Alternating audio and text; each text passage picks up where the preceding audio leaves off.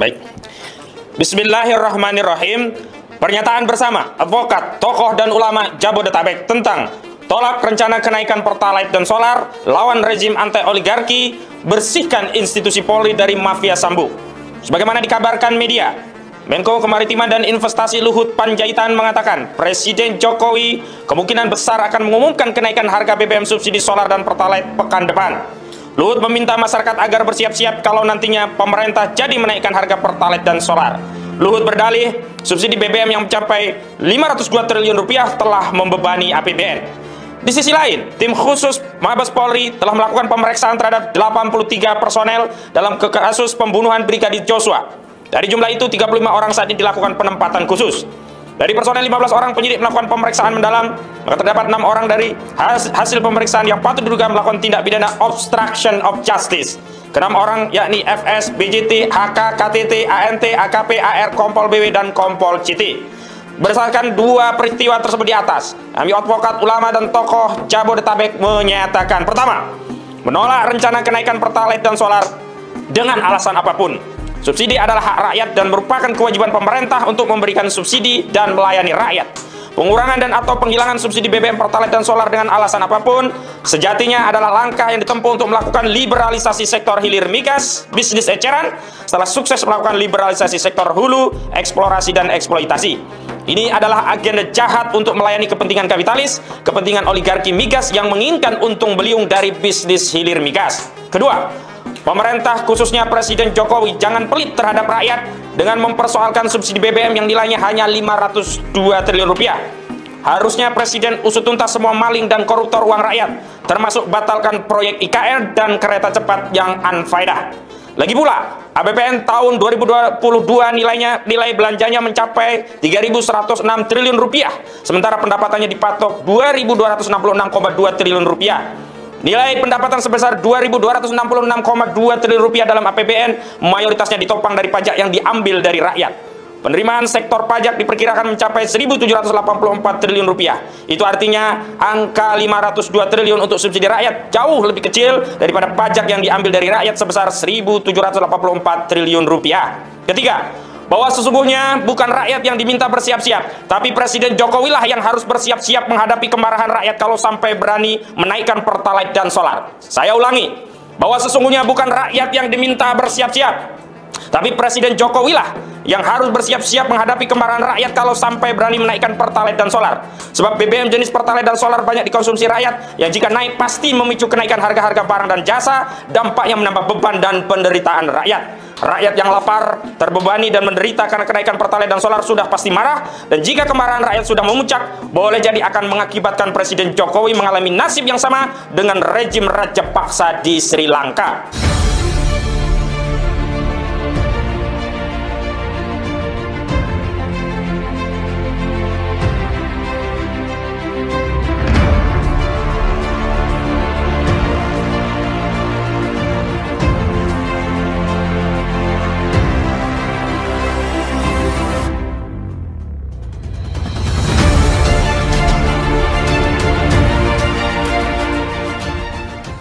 Bismillahirrahmanirrahim. Assalamualaikum warahmatullahi wabarakatuh. Waalaikumsalam warahmatullahi wabarakatuh.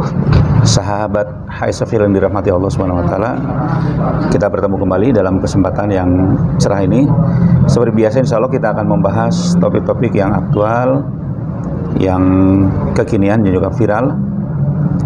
Alhamdulillah pada kesempatan siang ini saya ditemani oleh Bapak Ustadz Asep Syarifuddin, pembina dari Darul Alqom, dan juga dia salah ketua MPUI ya, ya? Salah seorang ketua MPUI. Assalamualaikum Pak. Waalaikumsalam. Alhamdulillah. Bagaimana? Alhamdulillah. Ya Pak, ini ada wacana kayaknya ini benar tentang adanya kenaikan BBM. Padahal kondisi kita ini kan sebenarnya belum pulih dengan setelah pandemi itu ya. Menurut Bapak, apa kebijakan pemerintah ini termasuk kebijakan yang cerdas atau justru malah kebijakan yang justru akan membuat rakyat terpuruk, Pak? Ya, kalau dalam sudut pandang saya ya, BBM itu kan ini vital ya. BBM itu kalau sudah naik berimplikasi pada semua aspek.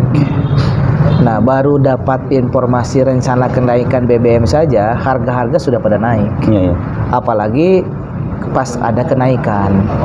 Nah, kenaikan ke BBM itu tentu akan semakin memberatkan bagi rakyat, bagi masyarakat yang sekarang sudah berat. Gitu. Iya. Karena dampak dari BBM itu luar biasa kepada semua aspek. Jadi kalau menurut saya, terutama BBM yang menyangkut hajat hidup orang banyak ya, yang kan sekarang semakin jauh ya. Dulu seperti bensin itu kan premium, ada Pertalite, ada Pertamax dan seterusnya. Kan premium sekarang bisa dikatakan wallahu alam masih ada atau Iya, sudah tidak ada, kan Pak. tidak ada kan. Artinya bahwa harga semakin mahal. Nah, ini kan bisa dibayangkan kalau misalkan dengan kenaikan yang Pertamax saja kemarin itu, ketika di pom bensin Pertalite itu kosong atau habis atau ditulisnya belum datang dalam perjalanan, orang jadi terpaksa beli Pertamax juga kerepotan. Jadi kalau menurut saya seharusnya pemerintah itu kalau memang serius memperhatikan masyarakat, melakukan evaluasi terkait kinerja, katakanlah Pertamina, coba dilakukan efisiensi juga. Barangkali lebih baik masalah subsidi ini juga ditinjau dari sisi berapa sih gaji-gaji mereka kan.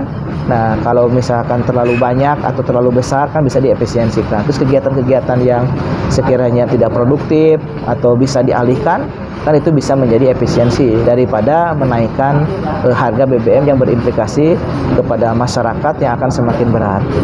Jadi para driver ojek online maupun ya driver angkot, ojek pangkalan itu sangat ironis sekali. Dan bukan hanya itu, implikasinya nanti harga bukan hanya tarif daripada angkot, kendaraan naik, tapi juga bahan bakar ini berimplikasi pada kebutuhan-kebutuhan Seluruhnya itu, seluruhnya. Jadi kalau menurut saya ya kita harus menolak itulah. Pemerintah tidak boleh menaikkan BBM, dan kami terus terang akan berusaha untuk menolak kenaikan BBM. Jadi BBM itu jangan dinaikkan karena sekarang masyarakat itu sedang sulit. Kalau dinaikkan BBM akan semakin sulit. Baik Pak, ini sekarang beredar video, apakah ini benar atau tidak ya. Jadi seolah-olah pemerintah itu harus mensubsidi sekitar 500 triliun. Padahal dalam kenyataannya ini menurut beberapa pengamat itu sebenarnya bohong Pak itu. Nah, apakah sebenarnya pemerintah itu tidak bisa Pak mencari sumber-sumber yang lain selain dari membebani masyarakat? Ada nggak sumber-sumber yang kira-kira bisa untuk menambah income pemerintah Pak? Iya kan, sebetulnya kalau dilihat dalam kacamata saya, pemerintah itu kan didirikan atau ada, pemerintah disebut hadir di tengah-tengah rakyat ketika pemerintah itu punya karya bagaimana mensejahterakan rakyat. Iya. Nah, pemerintah ini kan sudah punya mapping terkait dengan berapa sumber daya alam yang kita miliki. Pemerintah juga sudah punya mapping seharusnya terkait bagaimana prospek ekspor impor kita dalam hal bisnis. Nah, jadi kalaulah misalkan pemerintah kita ini dapat mengoptimalkan sumber daya alam yang kita miliki, kemudian memastikan, meminimalisir agar tidak terjadi kebocoran-kebocoran, maka sebetulnya seharusnya rakyat ini tidak kesulitan. Kan kalau misalkan kayak begini ya, ini kan menjadi sesuatu yang ironi. Kalau di luar negeri misalkan, ketika Saudi Arabia itu sebagai penghasil minyak bumi, kan ketika harga minyak bumi itu bagus, berarti kan menguntungkan kan? Iya. Rakyatnya kan pasti senang kan? Iya. Nah, kalau kita kan jadi terbalik. Ketika harga minyak itu naik, justru kita menolak gitu. Iya. Nah, berarti kan ada yang salah nih. Iya. Nah, ini tata kelola ini yang menurut saya yang keliru. Nah, oleh karena itu maka pemerintah menurut saya yang paling prioritas itu adalah bagaimana melakukan antisipasi agar tidak banyak kebocoran dan mengoptimalkan sebenarnya sumber-sumber daya alam, bukan membebankan kepada rakyat. Iya. Nah, jadi kalau misalkan begini mah fair kan. Contohnya misalkan pemerintah itu tidak akan bersenang-senang kalau rakyatnya sebelum senang. Itu kan yang benar. Iya. Kalau yang terjadi rakyatnya seperti apa, pemerintahnya seperti apa, anggota dewannya seperti apa. Ini kan tidak mencerminkan kondisi real. Nah, sekarang rakyat itu sudah menderita, sedang sulit, janganlah dibebani dengan kesulitan yang lebih jauh lagi. Nah, kalau menaikkan harga BBM ini akan menyulitkan rakyat. Nah, oleh karena itu menurut saya pemerintah harus mencari cara yang paling efektif, dan cara itu bukan dengan membebani rakyat, tetapi pemerintah sebetulnya kemungkinan juga bisa cari cara lain kalau berpikirnya untuk tidak menjadikan rakyat itu sebagai orang yang kemudian dapat dibebani penderitaan ini. Nah, oleh karena itu menurut saya stop wacana-wacana sekarang untuk menaikkan harga BBM. Jadi gini Pak, kadang-kadang yang mengherankan atau yang menjadi tanda tanya masyarakat itu, di satu sisi seolah-olah pemerintah itu tidak punya uang, ya. Tapi di selain mereka itu justru sepertinya punya program-program yang kadang-kadang tidak produktif lah, seperti ada kereta cepat Jakarta Bandung, ada IKN, ya, segala macam. Sepertinya mereka ngotot, padahal di sisi lain itu rakyat itu sebenarnya tadi sudah begitu sengsara seperti itu Pak. Nah, menurut Bapak itu proyek-proyek yang sebenarnya tidak efektif itu sebenarnya itu harusnya dihentikan atau gimana Pak? Iya kan, kalau kita lihat ya, ada kereta cepat Jakarta Bandung atau Bandung Jakarta, ini untuk siapa? Iya. Saya alhamdulillah setiap pekan itu bolak-balik Bandung Jakarta. Kita memahami, mengetahui mana yang paling urgent nih, angkutan massal yang dianggap nyaman oleh masyarakat. Satu, kereta reguler, kereta biasa, kereta parahyangan kalau istilahnya itu, dari stasiun Bandung yang di Kebon Kawung sampai ke Jakarta, katakanlah ke Gambir. Itu terukur waktunya 3 jam atau 3 jam 15 menit, kurang lebih 3 jam lah ya. Nah, kan itu nyaman orang tuh. Nah, kalau misalkan sekarang naik tol, kalau naik tol, ketika berbicara tol, kalau tidak macet terukur Bandung Jakarta interval 2-3 jam. Tapi kalau misalkan macet itu yang tidak terukur. Nah, ada tol langit istilahnya yang di atas itu membantu. Meskipun kualitas jalannya kurang bagus, tapi dari sisi efektivitas waktu cukup membantu. Nah, sekarang ada kereta cepat untuk apa? Karena ini kan lahannya juga ada yang mengambil dari jalan yang ada di ruas tol tuh. Jadi lebih menyempit tuh.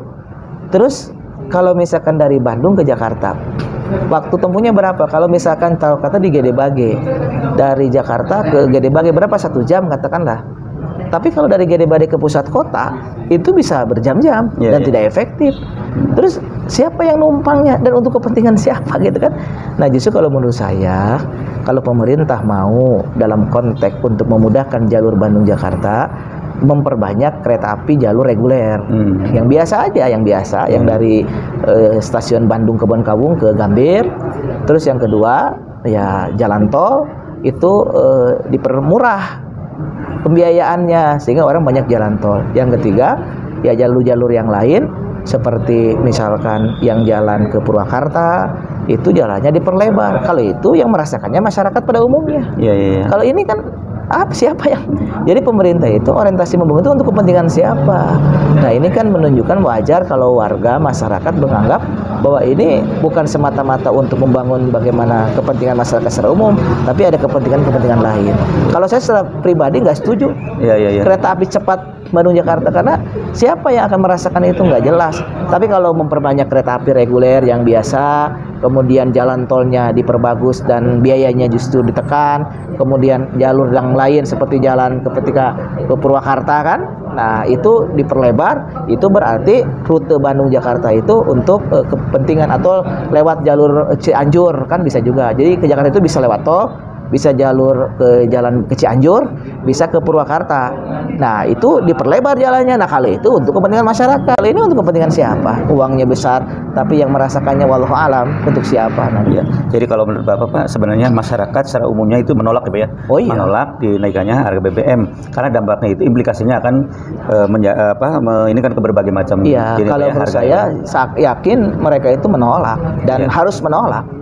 Dan saya kira sebentar lagi juga kalau suara ini mengencang akan banyak aksi-aksi juga untuk melakukan penolakan, karena dengan adanya rencana kenaikan BBM itu ini aja sudah menaikkan beberapa harga kebutuhan pokok berpotensi begitu, apalagi kalau sudah sampai naik. Jadi ditolak wacana kenaikan BBM. Baik sahabat sekalian, sebenarnya pemerintah itu masih bisa melakukan berbagai macam langkah selain naikkan BBM.